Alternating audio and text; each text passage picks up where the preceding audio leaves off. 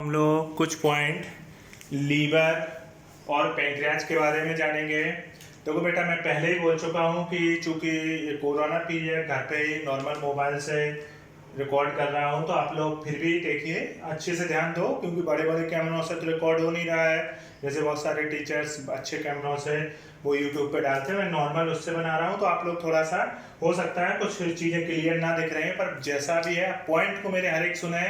100% 3-4 question आते हैं इस लेसन से, तो कहीं ना कहीं आपका एक भी क्वेश्चन रॉन्ग नहीं होगा अगर आप प्रॉपर तरीके से हमारी बातों को ध्यान दे रहे हैं।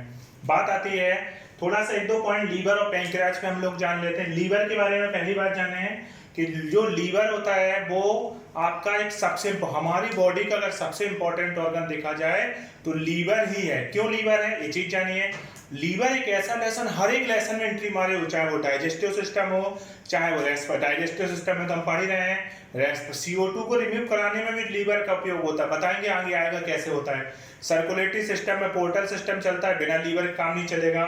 एक्सक्रीटरी सिस्टम बिना लीवर के काम नहीं चलता है। स्केलेटन सिस्टम बिना लीवर के काम नहीं चलता। एंडोक्राइन सिस्टम में लीवर, मतलब हर लेसन में लीवर घुसा। लीवर इतना इंपॉर्टेंट ऑर्गन है, आप विश्वास करिए, आप सोचिए खुद कितना। जैसे कभी कभी किसी का पेट गड़बड़ होता है, पेट गड़बड़ होता है तो वो कहते हैं अरे यार पेट में प्रॉब्लम, तो लोग कहते हैं अच्छा तुम्हारे लीवर में प्रॉब्लम, जबकि पेट तो स्टमक को बोलना चाहिए।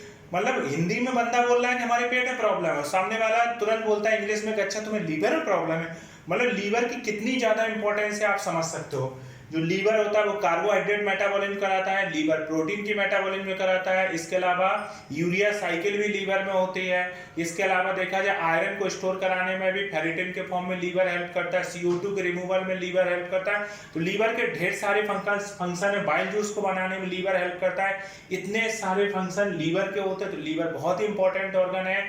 लीवर की जो यूनिट होती है, अगर हम लोग बात करते हैं तो लीवर की यूनिट क्या होगी, हेपेटिक लोब्यूल। ये पॉइंट भी ध्यान रखना, लीवर की यूनिट क्या होती है, हेपेटिक लोब्यूल होती है।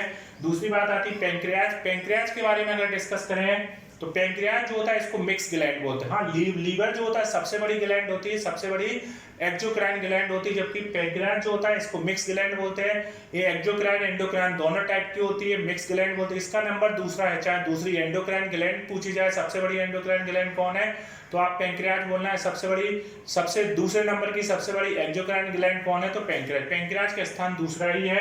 पैंक्रियाज में 2 डक्ट होते हैं, एक का नाम होता है डक्ट ऑफ बिरसंग, एक होता है डक्ट ऑफ सेंट्रोनी। तो जो डक्ट ऑफ बिरसंग होती है वो मेन डक्ट होती है, जबकि सेंट्रोनी सहायता करने वाली होती है। तो क्वेश्चन पूछा जाए मेन डक्ट पैंक्रियाज की कौन है, देन आंसर क्या देना, डक्ट ऑफ बिरसंग। बिरसंग नाम सुन के भी लगता है कोई वजनदार बात है, तो डक्ट ऑफ बिरसंग मेन डक्ट है, जबकि डक्ट ऑफ सेंट्रोनी कैसी है, हेल्प करने वाली डक्ट है। पैंक्रियाज के अगर हम लोग बात करें, पैंक्रियाज से पैंक्रियाटिक जूस सिक्रीट होता है, वो हम अभी आगे डिस्कस करेंगे। एक्सोक्राइन पार्ट से 99% इसमें एक्सोक्राइन पार्ट होता है, 1% एंडोक्राइन पार्ट होता है। एक सेल्स होती है आइसोलेट ऑफ लैंगरहैंस, उनमें एक अल्फा सेल होती है, एक बीटा सेल होती है। अल्फा सेल से ग्लूकागॉन हार्मोन स्रावित होता है, सिक्रीट होता है, जो कि ब्लड में ग्लूकोज के लेवल को बढ़ाता है। इंसुलिन जो होता है वो बीटा सेल से सिक्रीट होता है, जो ब्लड में ग्लूकोज के लेवल को कम करता है। बाकी ये जो बातें हैं पैंक्रियाज की, ज्यादा डिटेल्स हम लोग एंडोक्राइन सिस्टम में पढ़ेंगे, वो एंडोक्राइन सिस्टम में है।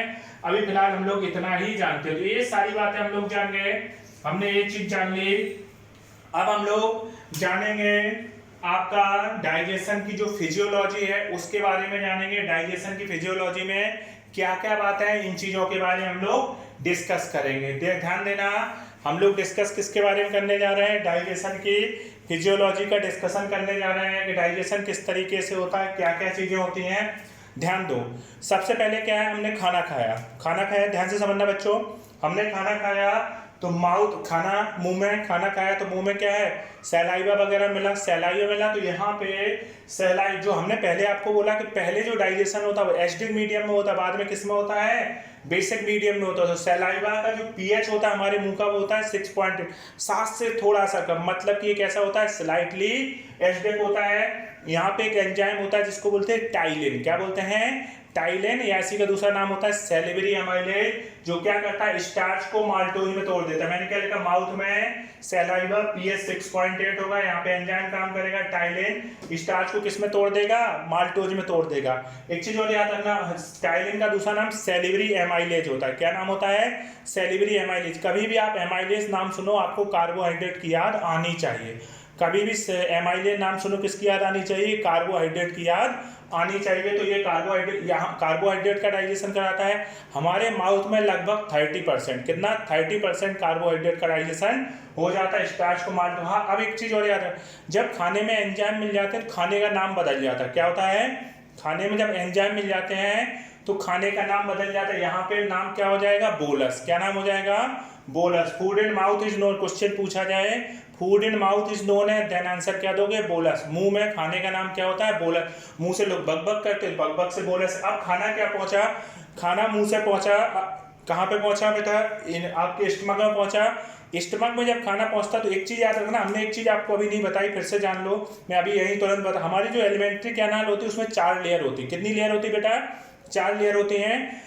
सिरोसा सबसे बाहर की, जैसे ये एलिमेंट्री कैनाल हो गई, ये बेटा मैं ऐसे बता देता हूँ कि ये एलिमेंट्री कैनाल हो गई तो इसमें 4 लेयर होगी। सबसे बाहर सिरोसा होगी, फिर उसके बाद मस्कुलर लेयर, उसके बाद सब म्यूकोसा और म्यूकोसा।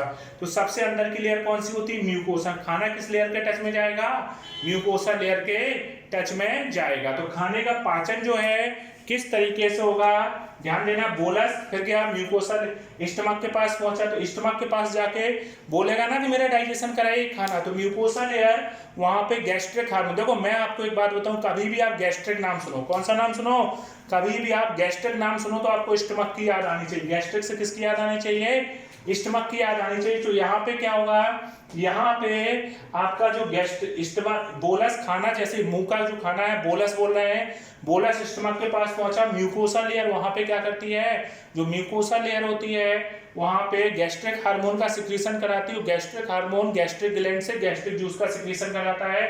गैस्ट्रिक जूस का जो पीएच होता है वो होता है 1.8, कितना होता है। और यहाँ पे 3 एंजाइम देखे गए, एक पेप्सिन, एक रेनिन, एक गैस्ट्रिक लाइपेज। कौन कौन देखा गया है, पेप्सिन, रेनिन और गैस्ट्रिक।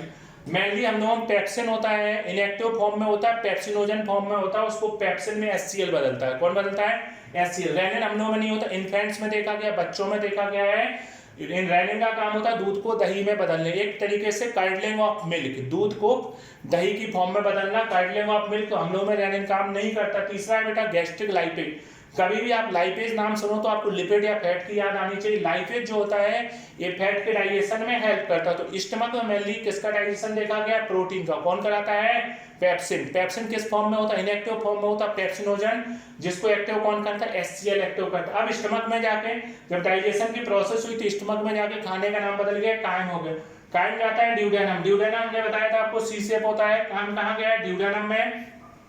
जब ड्यूडेनम में पहुंचता तो आपको मालूम होगा खाना, मुंह में कार्बोहाइड्रेट का डाइजेशन हुआ, स्टमक में किसका हुआ, प्रोटीन का डाइजेशन हुआ। तो कहीं ना कहीं देखा है फैट का डाइजेशन तो अभी बिल्कुल नहीं हो, क्योंकि यहाँ पे जो तीसरा एंजाइम था स्टमक में गैस्ट्रिक लाइपेज, ये फैट का तो करा रहा था मगर मेनली बटर फैट का करा रहा था। किसका करा रहा था, बटर फैट, जो हम लोग बटर खाते हैं, घी तेल जो हम लोग खाते हैं उसका डाइजेशन यहाँ पे नहीं होता है, क्योंकि उसके लिए, उसके डाइजेशन के लिए एक प्रोसेस होती है एमल्सिफिकेशन। कार्बोहाइड्रेट और प्रोटीन तो नॉर्मल डाइजेस्ट हो जाता है मगर फैट नॉर्मल डाइजेस्ट नहीं होता है। उसके डाइजेशन के लिए इमल्सिफिकेशन प्रोसेस बहुत जरूरी है। इमल्सिफिकेशन प्रोसेस के द्वारा जो फैट को छोटी छोटी बूंदों के फॉर्म में तोड़ा जाता है, जिसे बोलते हैं मिसेल्स। क्या बोलते हैं, मिसेल्स। और उसके ऊपर प्रोटीन की कवरिंग हो जाती है जिसको बोलते हैं काइलोमाइक्रोन।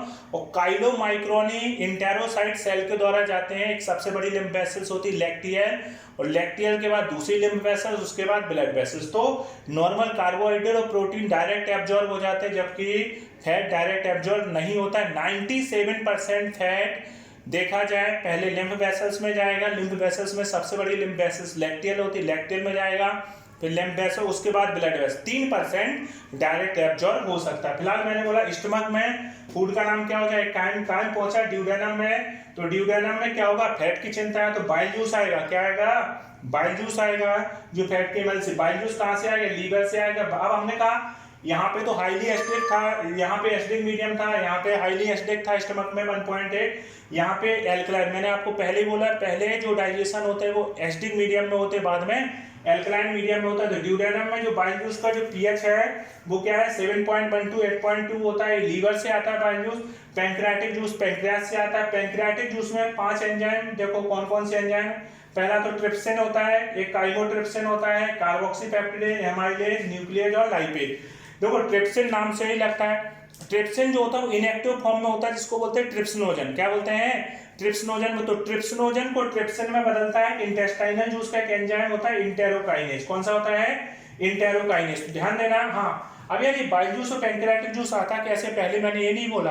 बाइल जूस और पैंक्रियाटिक जूस आता है। बाइल जूस को लाने के लिए एक एंजाइम काम करता है कोलिसिस्टोकाइनिन। कौन सा काम करता है? कोलिसिस्टोकाइनिन, शॉर्ट में बोलते हैं सीसीके। कोलिसिस्टोकाइनिन क्या करता है?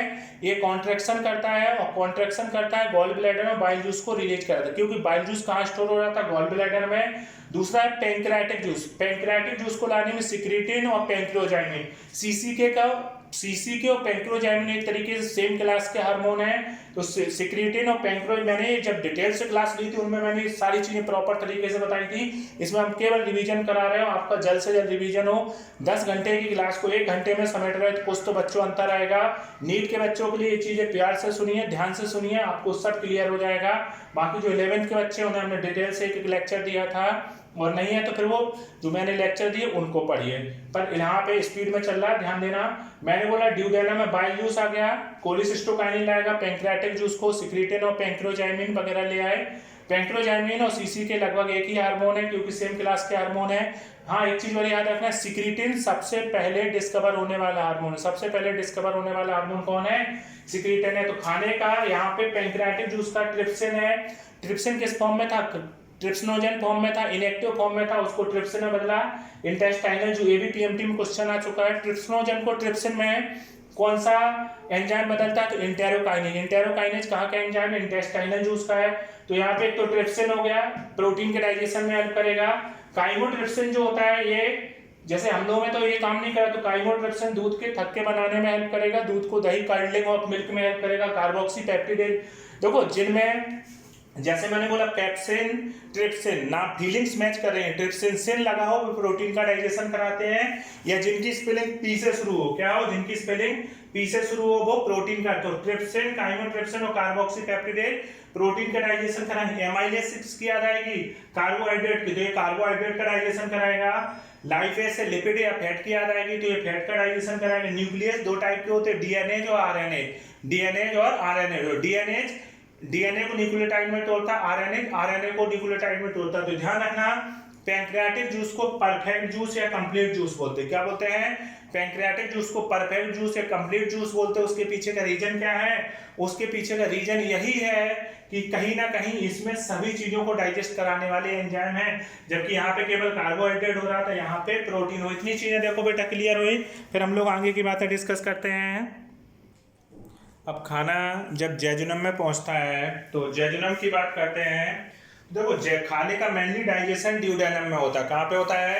मेनली डाइजेशन कहाँ पे होता है? ड्यूडेनम में होता है। उसके बाद क्या है? जेजुनम। जेजुनम में खाने का एब्जॉर्प्शन होता है। क्या होता है? जेजुनम में खाने का एब्जॉर्प्शन होता है। तो यहाँ पे फिंगर लाइक स्ट्रक्चर पाए जाते हैं, जिनको बोलते हैं बिलाई। क्या बोलते हैं? बिलाई। बिलाई क्या करता है? एब्जॉर्प्शन एरिया को बढ़ा देता है। बिलाई क्या करेगा? एब्जॉर्प्शन एरिया को बढ़ा देता है, और ये एब्जॉर्प्शन एरिया को लगभग 600 है, लगभग 600 गुना एब्जॉर्प्शन एरिया को बढ़ा देता है बिलाई। एक चीज याद रखना, जो म्यूकोसा अंदर की लेयर एलिमेंट्री कैनाल की कौन सी थी? म्यूकोसा। तो म्यूकोसा फोल्ड होकर यहाँ पे क्या बनाती है?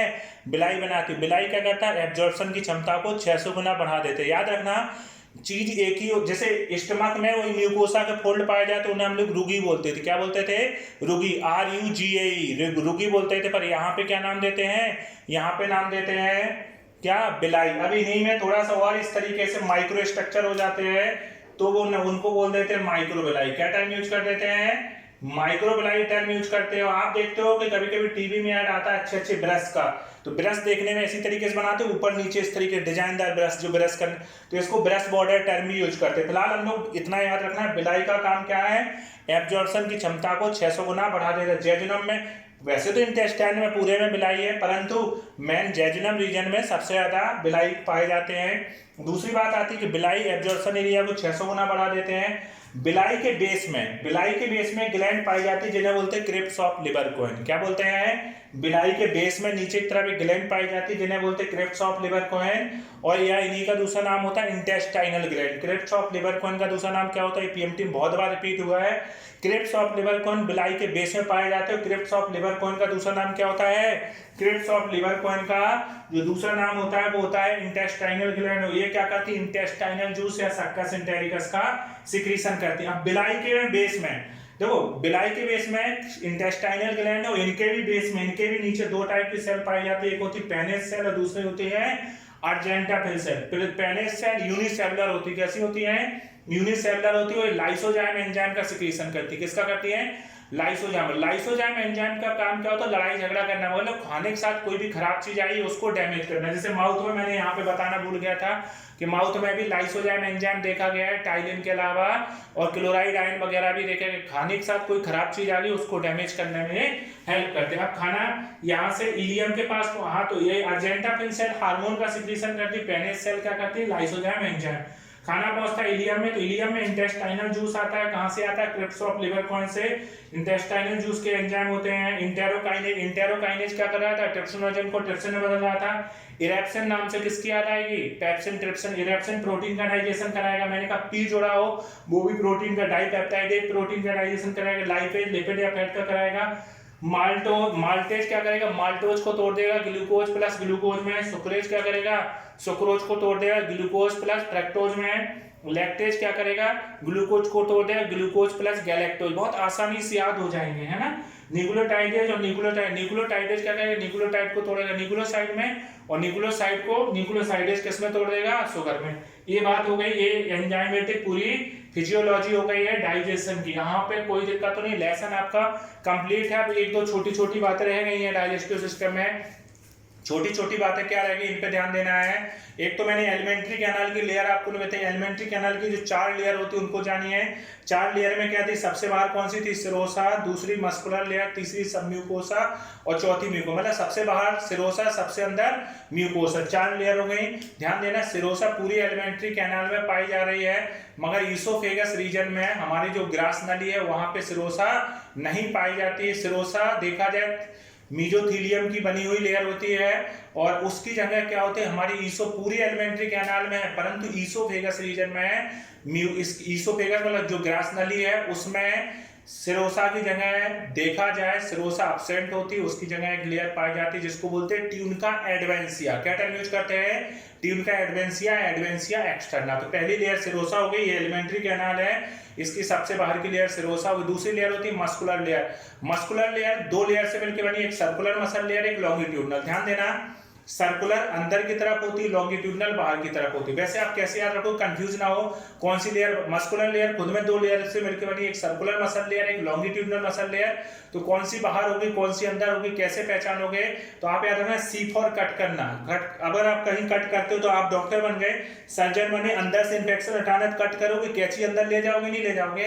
तो कट करके बंदा कहाँ जाता है? अंदर जाता है। तो सर्कुलर मसल लेयर कहाँ होगी? अंदर होगी, लॉन्गिट्यूडनल बाहर होगी। तो जितने एनिमल्स में दोनों लेयर हैं, सर्कुलर अंदर होगी और लॉन्गिट्यूडनल बाहर होगी। पर एक चीज और याद है, स्टमक के केस में, स्टमक में एक एक्स्ट्रा लेयर पाई जाती है जिसको बोलते हैं ऑब्लिक मसल लेयर। क्या बोलेंगे?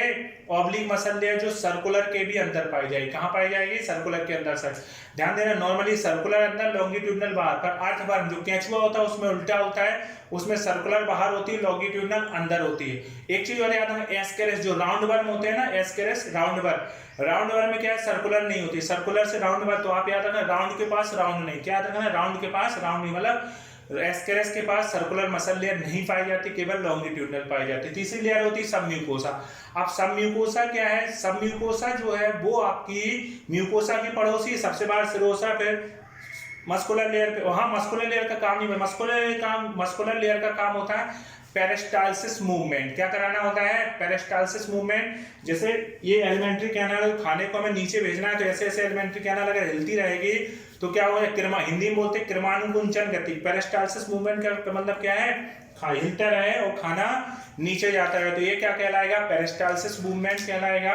ठीक है ना। उसके अलावा जो आपका पेरिस्टाल्सिस मूवमेंट में मस्कुलर लेयर हेल्प कर रही है। तीसरी सबम्यूकोसा लेयर है।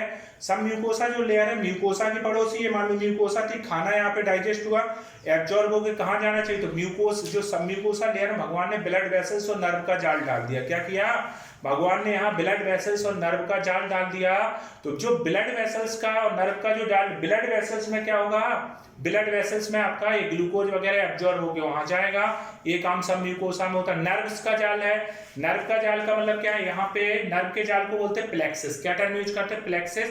प्लेक्सिस दो टाइप के होते हैं, एक होता है ऑर्बैक प्लेक्सिस, एक होता है सब म्यूकोसल प्लेक्सिस। ऑर्बैक प्लेक्सिस क्या है, मस्कुलर लेयर में पाया जाता है, सर्कुलर मसल और लॉन्गिट्यूडिनल के बीच में पाया जाता है। तो ऑर्बैक प्लेक्सिस क्या करता है, मस्कुलर मूवमेंट को, जो पेरिस्टालसिस मूवमेंट है उसको कंट्रोल करता है ऑर्बैक प्लेक्सिस। और ये नर्व का जाल है, उसको प्लेक्सिस बोलते हैं। प्लेक्सिस दो टाइप के, ऑर्बैक प्लेक्सिस, दूसरा सबम्यूकोसल प्लेक्सिस। जो सबम्यूकोसल प्लेक्सिस है, ये सबम्यूकोसा और सर्कुलर मसल्स के बीच में पाया जाता है और ये एंजाइम की एक्टिविटी को कंट्रोल करता है। तो इस तरीके से प्लेक्सिस हो गया। उसके अलावा चौथी जो लेयर है म्यूकोसा। म्यूकोसा आप जान ही रहे, म्यूकोसा के फूल। हाँ, एक चीज, जितनी भी ग्लैंड वगैरह सब म्यूकोसा लेयर में ही पाई जाती है। डाइजेशन की प्रोसेस में सबसे ज्यादा जो हेल्प करता है वो म्यूकोसा ही करती है, इसके अलावा और कोई नहीं करता है। तो हाँ, एक चीज और याद रखना कि सब म्यूकोसा में कोई भी ग्लैंड नहीं है, पर ड्यूडेनम एरिया में जो सब म्यूकोसा लेयर है वहां पे ग्लैंड पाई जाती है, ब्रूनर्स ग्लैंड, जो म्यूकस का सिक्रीशन करती है। तो डाइजेशन मेनली कंप्लीट हो गया है। अब एक दो छोटी छोटी बातें उनको भी हम लोग डिस्कस कर लेते हैं आप लोगों से। जब डाइजेशन की प्रोसेस कंप्लीट हो जाती है तो उसको बंद करने के लिए फिर एक एंजाइम आता है जिसका नाम होता है इंटेरोगैस्ट्रोन। क्या नाम होता है, इंटेरोगैस्ट्रोन नाम होता है। ठीक है, तो एक मिनट बच्चों, फोन आ रहा है। इंटेरोगैस्ट्रोन, हाँ तो बेटा हम बोल रहे थे कि इंटेरोगैस्ट्रोन हार्मोन आता है। कौन सा आता है, इंटेरोगैस्ट्रोन आता है। और इंटेरोगैस्ट्रोन जो हार्मोन होता है वो क्या करता है, अगर देखा जाए तो इंटेरोगैस्ट्रोन हार्मोन का काम होता है ये जो डाइजेशन की प्रोसेस हो गई इसको रोकने का। इंटेरोगैस्ट्रोन का नाम होता है, दूसरा नाम होता है जीआईपी या जीआईएफ। जीआईपी का फुल फॉर्म होगा गैस्ट्रिक इन्हिबिटरी पेप्टाइड। क्या नाम होगा, गैस्ट्रिक इन्हिबिटरी पेप्टाइड। ऐसी का दूसरा नाम होगा गैस्ट्रिक इन्हिबिटरी फैक्टर। क्या नाम होगा, गैस्ट्रिक इन्हिबिटरी पेप्टाइड या गैस्ट्रिक इन्हिबिटरी फैक्टर। ये क्या करेगा, नाम से जब गैस्ट्रिक नाम सुन के किसकी याद आ रही है, स्टमक की। तो ये स्टमक के पास जाएगा, गैस्ट्रिक जूस के सिक्रीशन को रोकेगा। और दूसरा जाएगा मस्कुलर लेयर के पास, वहां से पेरिस्टालसिस मूवमेंट को रोक देगा। ऐसे समझिए, जैसे हम मुंह पे खाना बंद किया, डाइजेशन की प्रोसेस होगा। मुंह को तो हम मुंह से तो खाना लेना बंद कर दिया, पर अगर हमारी एलिमेंट्री कैनाल का फालतू में पेरिस्टालसिस मूवमेंट होता रहे या स्टमक फालतू में गैस्ट्रिक जूस सिक्रीशन करता रहे तो क्या हो जाएगा, गैस्ट्रिक जूस का लगातार सिक्रीशन होता रहेगा, उस कारण से तो समस्या हो जाएगी। समस्या क्या हो जाएगी कि कहीं ना कहीं अल्सर क्रिएट होने लगेगा, जलन होगी, ये सारी म्यूकोसा लेयर डैमेज होने लगेगी।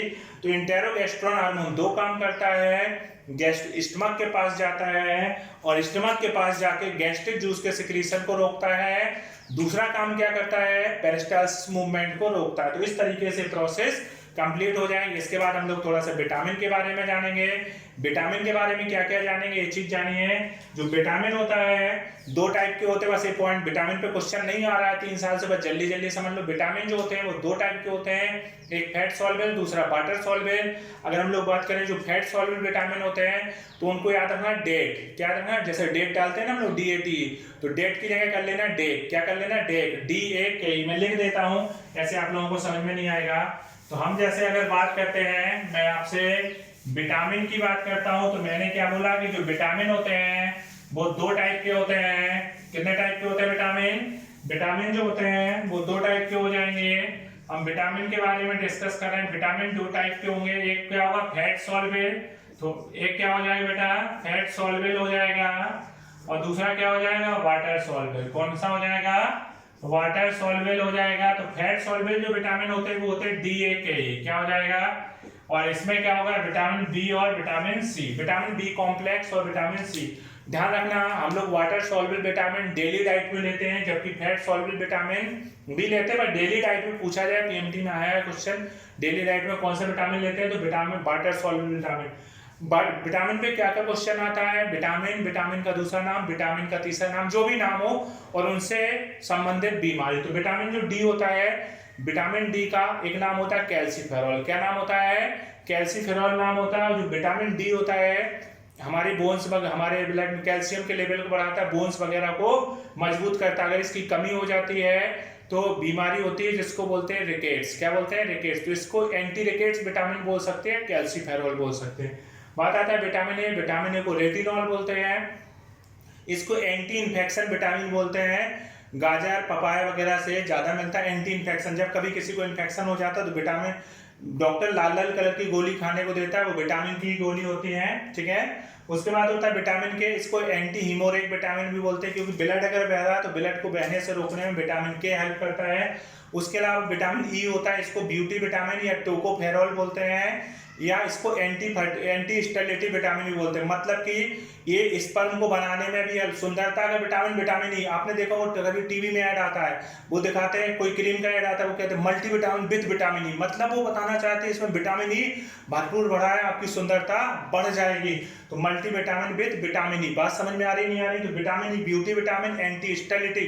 एंटी स्टेरिलिटी क्यों बोलेंगे? क्योंकि अगर विटामिन ई की कमी होगी तो स्पर्म वगैरह का फॉर्मेशन अच्छे से नहीं होगा, इसलिए विटामिन ई जरूरी है हमारी डाइट के लिए। उसके बाद मैंने बोला विटामिन बी और सी। विटामिन बी कॉम्प्लेक्स में एक विटामिन देखो बहुत सारे, उनके अदर नाम आप याद कर लेना, बुक से पढ़ लेना, हम फास्ट रिवीजन कराए, बस इतना जानो विटामिन B1 को थियामिन बोलते हैं, और बेरी बीमारी उससे रिलेटेड कौन है? बेरी जो सबसे ज्यादा क्वेश्चन विटामिन बी पे रिपीट होता है। या एक विटामिन B12 होता है, कोबाल्ट कंटेनिंग विटामिन, कोबाल्ट पाया जाता है विटामिन B12 में, और साइनोकोबालामिन बोलते हैं। ये दो जरूर याद रखना, बाकी आप पढ़ सको और अच्छी बात है। उसके अलावा विटामिन सी सबसे पहले डिस्कवर होने वाला विटामिन है। अगर इसकी कमी से स्कर्वी नामक बीमारी हो जाती है, जो गम्स है यहाँ से ब्लीडिंग होने लगती है, ये विटामिन सी से संबंधित है। वास्को डी गामा जब सबसे पहले डिस्कवर होने वाला विटामिन है, वास्को डी गामा ने डिस्कवर नहीं किया था, मैं कह रहा हूँ जब सबसे पहले वास्को डी गामा या उसकी टीम जब इंडिया आई थी तो हुआ ये था, पहले लोग कैसे थे, नाव वगैरह से चलते थे, जो भी मछली असली मार के खा रहे हैं यही सब करते रहते थे। उन्हें ऐसा तो था नहीं कि सलाद वगैरह ये सारी, चूंकि विटामिन सी कैसे मिलता है? खट्टे फलों से, फाइब्रस फलों से मिलता है। और दूसरी बात आती है आंवले से सबसे ज्यादा मिलता है। विटामिन सी की प्रॉपर्टी होती है कि जो विटामिन सी होता है गर्म करने पे डैमेज हो जाता है, पर आंवला इतना अच्छा फल है कि वो डैमेज होने पे, गर्म करने पे, जैसे मुरब्बा होता है आंवले का और भी सारी चीज, उसमें भी ये डैमेज नहीं होता। आंवला डाइट में हर बंदे को शामिल करने जो बहुत ही इंपॉर्टेंट चीज, डाइट का मतलब है डेली आप आंवला कैंडी खाओ या जो भी सारी चीजें हैं आंवले के प्रोडक्ट्स। फिलहाल मैंने बोला विटामिन जो सी होता है, जो मैंने वास्को डी गामा का मैं डिस्कस कर रहा था। वास्को डी गामा जब इंडिया आया था तो नाव से जब आया तो ये लोग क्या, वो इतनी लंबी जर्नी होती थी, खाने पीने को मछली यही सारी चीजें खाते थे, तो इन्हें हरी सब्जियां या नींबू वगैरह खाने को मिला नहीं। तो जब ये टीम इंडिया पहुंची, देखा सबके मसूलों से ब्लीडिंग हो रही थी, गम्स से ब्लीडिंग हो रही थी। मतलब कि ब्लीडिंग होने का रीजन क्या था? उन्हें स्कर्वी हो गया, तो उन्हें ये बात मालूम नहीं थी, तो बाद में रिसर्च निकल के आई। तो सबसे पहले डिस्कवर होने वाला विटामिन कौन है? Vitamin C. इसके अलावा बच्चों आप लोग ये सारी चीजें पढ़ लेना कि माउथ के पूरे एलिमेंट्री कैनल में कहाँ पे किस चीज का एब्जॉर्प्शन होता है, ये याद करने की चीजें नॉर्मली आपको याद हो जाएगा। उसके अलावा आप डिस्कस कर वो चीज, आप किसका एक्टिव एब्जॉर्प्शन होता है, किसका पैसिव, ये सारी चीजें आप एनसीईआरटी से एक एक करके लाइन वाइज पढ़ लेना। इस तरीके से लेसन कंप्लीट हो गया है। आप बहुत एनर्जी से, जैसा मैं बताऊं, मैं आपको बहुत ही जल्दी बहुत ही फास्ट रिवीजन करा दूंगा, और ये तय है कि आपका इतने ही दिन के, केवल 10-15 दिन के ही रिवीजन में आपका 90% से प्लस जूलॉजी के क्वेश्चन 100% आपके सही होंगे। बहुत ही फास्ट करा दूंगा, मुश्किल से 10 दिन के लेक्चर में 10 घंटे या 12 घंटे में इतना मैं आपका टॉपिक कंप्लीट करा दूंगा। ओके बेटा, ठीक है।